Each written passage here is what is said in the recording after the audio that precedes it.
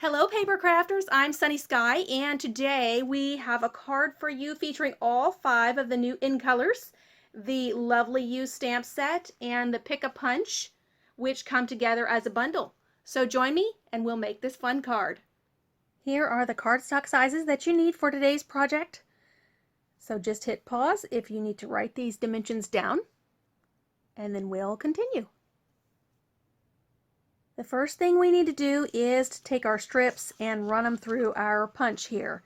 And I'm going to use the other punch than I used for the sample. And I chose each of the in colors, but you really could do any 5 colors that will coordinate.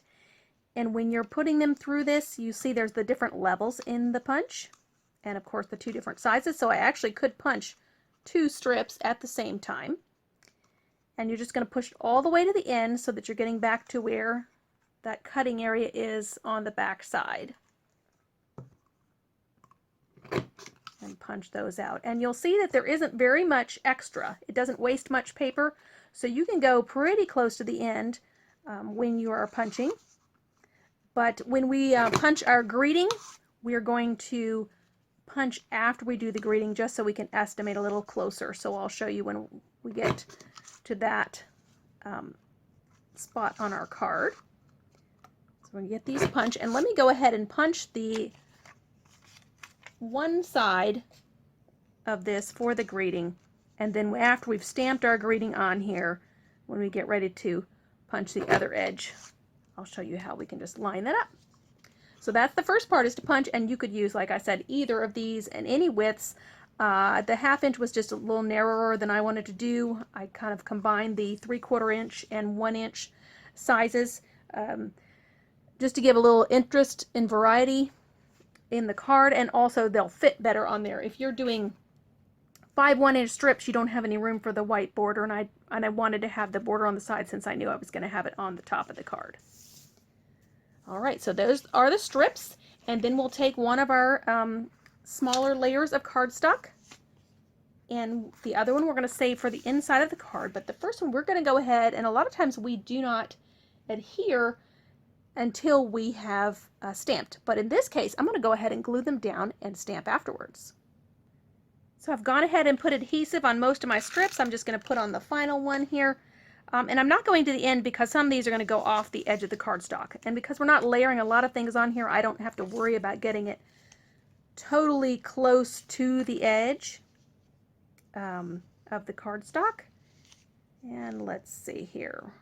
I like to have the brown in the middle, since the cinnamon cider in the middle. And I guess I should have told you the names of the colors. Hopefully I can remember them.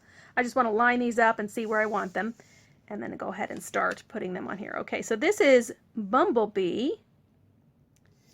And then we have Just Jade, and I'm just butting these right up next to each other, making the ends not line up exactly. And this is Cinnamon Cider. Then we have Misty Moonlight, and oh, what's this pink one called? Magenta Madness. That's this last one.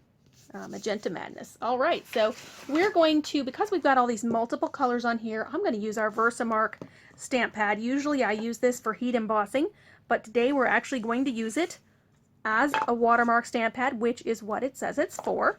But you know, it's got this invisible sticky ink, and it just does tone on tone, a little bit darker than the color of the cardstock that you're on. So I'm just going to randomly stamp around, and because this is basically clear ink, I'm not worried about getting part of the images off the edge of the cardstock, and I did a little bit get it off onto the white, a little on the background here, right above that cinnamon cider, but can't really tell too much. And I'm just adding some visual interest to these sheets of color that we've got going on our card here. Okay, so now that is stamped. And then what you're just going to do here is just snip off the ends, just to line it up with your cardstock. Usually I'm pretty good about setting my toolkit down next to my work area, but I forgot to do that today.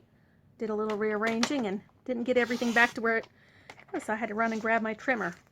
Okay, so now we've got our cardstock cut off there, lining up with the edge of our white. And let me get our cinnamon cider full card. And we're going to bend on the score line, and where you've broken the fibers already, even though that looks like the dent and you'd want to fold it in, remember, the fibers are already broken there, so you'll fold it out so the fibers can continue to break along that side.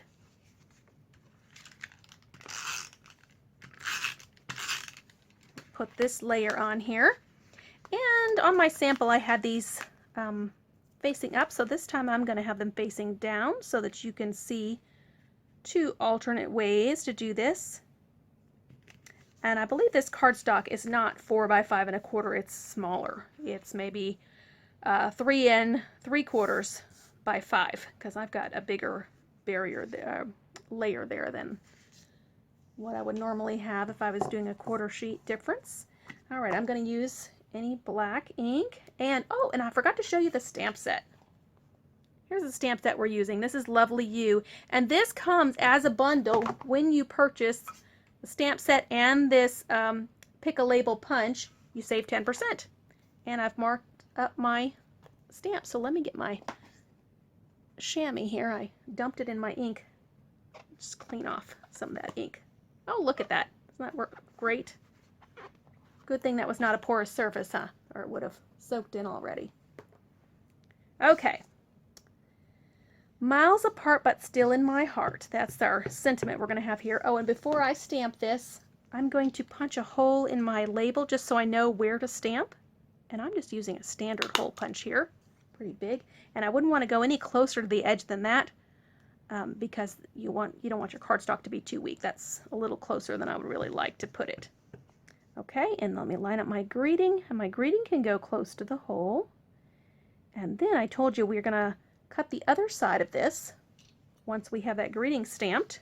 Oh, and that's a little crooked. Let's stamp it again. Get one more shot. See if it's any straighter this time. Who knows?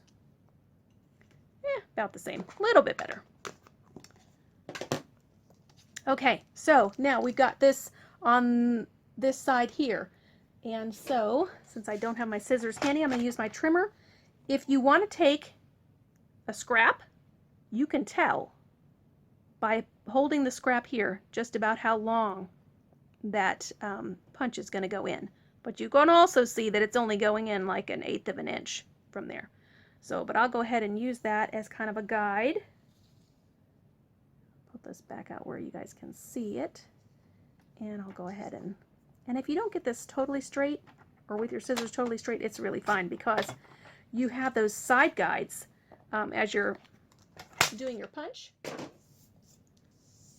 All right, let's make sure we've used the same punch as we did on the other end. So I'm just going to run this down into the punch through those sort of guides that I have on the edge there. Make sure it's even and punch. Look at that. All right. And then this ribbon is part of the Flowers for Every Season ribbon bundle, and this is a white linen thread. It's very soft, very flexible, and you could easily dye this. I hope I can remember which side of my tag is the front, huh? So you easily dye it with your alcohol blends markers or with your ink pads to whatever color you would like, and I'm simply using white because we have so much color in this card already with all of our 5 in colors that we've added. All right, and let's just get a little dimension to this card. So we're going to pop this greeting up, and this is why it's okay for me to have stamped on the back, because this is not a loose tag. If it was a loose tag and flying around on a bottle or jar or something, I would need to get a fresh piece of cardstock, but it doesn't matter that we've stamped on the back because this is going to be adhered down to our card and you're not going to see the back side.